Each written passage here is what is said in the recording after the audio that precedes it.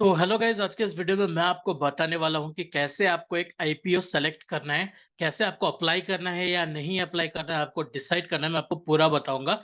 तो दोस्तों, कोई भी आईपीओ अप्लाई करने से पहले आपको सबसे पहले दो चीज आप देख लेना कि उस कंपनी पे कोई केस वेस चल रहा है कि नहीं चल रहा है। अगर कोई केस चल रहा है, लफड़ा चल रहा है, तो कंपनी से दूर रहे, आईपीओ से दूर रहे। और दूसरा चीज आपको देखना रहे कि उसका जो शेयर है वो ऑलरेडी प्लेज्ड है कि नहीं है। अगर प्लेस्ड है तो आपको दूर रहना, ठीक है। ये दो चीज आप अपने दिमाग में एकदम रख लेना। सबसे पहले यही दो चीज आप देखना, उसके बाद आप एक आईपीओ को एनालाइज करने जाना। एनालाइज करने के लिए दोस्तों सबसे पहले आपको एक वेबसाइट का लिंक मैं डिस्क्रिप्शन में दे दूंगा। ये है investorgain.com। ठीक है, ये बहुत अच्छा वेबसाइट है, आपके काम आएगा। अगर आप आईपीओ में अप्लाई करते हो तो आपके बहुत काम आएगा। तो यहाँ पर आपको जाना है, सबसे पहले जाके आपको यहाँ पर जाना है आईपीओ जीएमपी में। तो अब जीएमपी का मतलब क्या होता है? जीएमपी का मतलब होता है ग्रे मार्केट प्रीमियम। यानी कि अगर एक आईपीओ है, ठीक है, पर शेयर वैल्यू में बोल रहा हूँ, अगर 50 रुपीज पर शेयर वैल्यू है, ठीक है, आईपीओ में 20 का लॉट है, 50 रुपीज पर शेयर है, यानी कि मतलब मान के चलो 14,000 में जितना होता है, अब 50 रुपीज पर शेयर है और उसका जीएमपी है 5 रुपीज।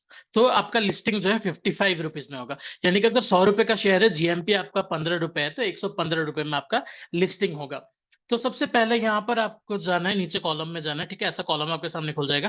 तो यहाँ पर आपको अपकमिंग आईपीओ, करंट आईपीओ और क्लोज्ड आईपीओ सारे दिखाई देंगे, ठीक है। तो आप यहाँ पर अपकमिंग या करंट आईपीओ में देखना है। फॉर एग्जांपल मान के चलो ये आईपीओ है, तो सबसे पहले आपको देखना है जीएमपी, ठीक है। यहाँ पर जीएमपी इन रुपीज लिखा है, जीएमपी देखना है।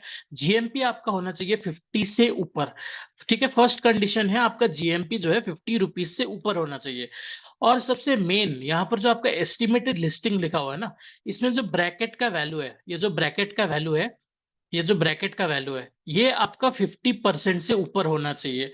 अगर कोई भी आप स्टॉक में अप्लाई कर रहे हो, तो कोई भी आईपीओ में अप्लाई कर रहे हो, तो इसका जो एस्टिमेटेड लिस्टिंग है वो 50% गेन होना चाहिए, ठीक है। या तो 40% गेन, 50% गेन। मैं 50 इसीलिए बोल रहा हूँ क्योंकि जो है जैसे जैसे लिस्टिंग डेट आता है, थोड़ा बहुत जीएमपी ऊपर नीचे होता है। तो अगर आप बहुत छोटा जीएमपी वाला लेते हो, फॉर एग्जांपल यहाँ पर मान के चलो, अगर 5% जीएमपी में आप लेके चल रहे हो, ठीक है, 5% जीएमपी यानी कि 40 रुपए। ये जो है 715 है और यहाँ पर 40, यानी कि 755 रुपए में खुलना चाहिए। लेकिन चांसेस क्या है ना, चांसेस ये है कि नेगेटिव भी खुल सकता है। यहाँ पर देखो बहुत छोटा जीएमपी है, 20 रुपए का जीएमपी है, 26% जीएमपी। 26 तो चलो फिर भी ठीक है। यहाँ पर देखो अभी 0%, अभी तक ये आया नहीं है पूरा डिटेल्स, ठीक है। तो यहाँ पर देखो सिर्फ 5%, तो 5% बहुत कम है, क्योंकि जिस दिन आईपीओ लिस्टिंग होनी डेट है, तो चांसेस है कि ये नेगेटिव भी जा सकता है, कुछ भी नहीं बोल सकते। तो आपको सिक्योर लेने के लिए हमेशा आप ट्राई करना कि आपका जो जीएमपी है ये 50 से अबव होना चाहिए, और उससे भी मेन जो आपका एस्टिमेटेड लिस्टिंग प्राइस है वो 50% से ऊपर होना चाहिए। ये आपको ध्यान आपको देना पड़ेगा। और उसके बाद यहाँ पर जो है एक और चीज आपको ध्यान देना पड़ेगा, यहाँ पर आईपीओ लाइव सब्सक्रिप्शन में जाके, ठीक है, यहाँ पर जाओगे तो सबका कोटा वगैरह आपको दिखेगा, कितना बिडिंग डेट कब है, ठीक है, कितना लॉट है, लॉट में कितने शेयर है, कंपनी का पीई रेशियो क्या है। तो यहाँ पर पीई रेशियो देखो, बहुत अच्छी कंपनी पीई, ठीक है। पीई रेशियो आपको देखना है, और उसके इंडस्ट्री का पीई रेशियो के साथ आपके आप कंपेयर कर सकते हो, तो एक फेयर आइडिया आपको आ जाएगा कि कंपनी कैसा है। और सबसे ध्यान आपको देना है क्यूआईबी। क्यूआईबी मतलब होते हैं क्वालिफाइड इंस्टीट्यूशनल ब्रोकर्स। तो इसमें बड़े बड़े बैंक्स आते हैं, बड़े बड़े म्यूचुअल फंड्स आते हैं। तो अब यहाँ पर दिखना है कि 0.33x, ठीक है, यहाँ पर 1.92x, यहाँ पर 100.56x। तो इसका मतलब क्या है ना, सब्सक्रिप्शन कितना हुआ है, ओवर सब्सक्राइब्ड है या अभी अंडर सब्सक्राइब्ड है। अगर क्यूआईबी से ओवर सब्सक्राइब्ड है, यानी कि ज्यादा क्यूआईबी सब्सक्राइब कर रही है इसको, तो इसका मतलब है कि कंपनी में कुछ तो दम है, ठीक है। अगर कंपनी में कुछ दम है तभी तो क्यूआईबी जो है, बड़े बड़े इन्वेस्टर्स है, इसमें इंटरेस्टेड है, ठीक है। अगर म्यूचुअल फंड्स वगैरह इसमें इंटरेस्ट दिखा रहे हैं तो कंपनी में बात है। तो इससे समझ में आ जाता है कि कंपनी, चलो कंपनी में कुछ बात तो है। उसके बाद यहाँ पर जो है आ रहा है, मतलब जो हमारे रिटेलर का है ये कोटा है। तो यहाँ पर आपको पता चल जाएगा कि कितने लोगों में कितने को मिलेगा। यहाँ पर 5 में से 1 लोग को मिलेगा, यहाँ पर 640 में से 1 लोग को मिलेगा, ठीक है। ये बहुत ज्यादा ओवर सब्सक्राइब हो चुका है। यहाँ पर देखो क्यूआईबी से भी काफी ज्यादा ओवर सब्सक्राइब हो चुका है, और यहाँ पर रिटेलर्स ने भी काफी ज्यादा ओवर सब्सक्राइब कर दिया है। तो कंपनी में कुछ तो बात है, ठीक है। तो यहाँ पर भी देखो, यहाँ पर नॉर्मल 5 में से 1 लोग को मिलेगा।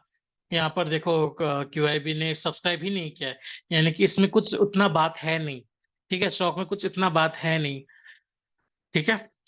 तो ऐसे आपको एनालाइज करना पड़ेगा। मैं फिर से एक बार समराइज कर देता हूँ, ज्यादा कुछ कॉम्प्लेक्स है नहीं, ज्यादा कॉम्प्लेक्सिटीज में मत घुसो। सबसे पहले कोई भी आईपीओ आता है, उस कंपनी के बारे में देखो उसमें कोई केस चल रहा है कि नहीं चल रहा है। अगर केस नहीं चल रहा है तो सेकंड स्टेप पे जाओ कि उसका जो प्रोमोटर होल्डिंग है वो प्लेज्ड है कि नहीं है।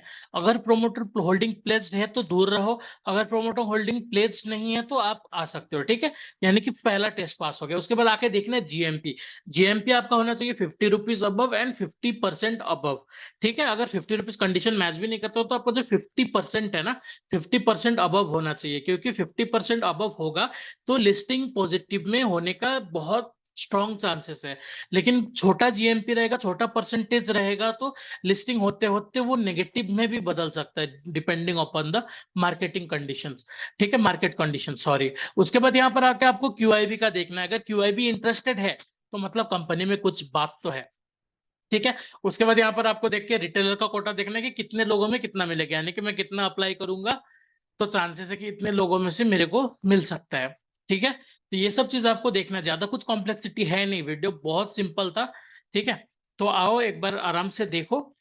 ठीक है, उसके बाद समझ जाओगे जैसे जैसे आप अप्लाई करोगे ना। ये कुछ 4 या 5 पॉइंट से ज्यादा कुछ नहीं है, 4 या 5 पॉइंट्स आप नोट करके चलो और उसके अकॉर्डिंग अप्लाई करोगे ना आप। अगर आपको अलॉट होता है आईपीओ तो आपका प्रॉफिटेबल जाएगा, ना कि नेगेटिव लिस्टिंग में। तो ऐसे जो है ना आप एक अच्छा आईपीओ को सेलेक्ट कर सकते हो। तो नए वीडियो में बहुत जल्द हम फिर से मिलेंगे।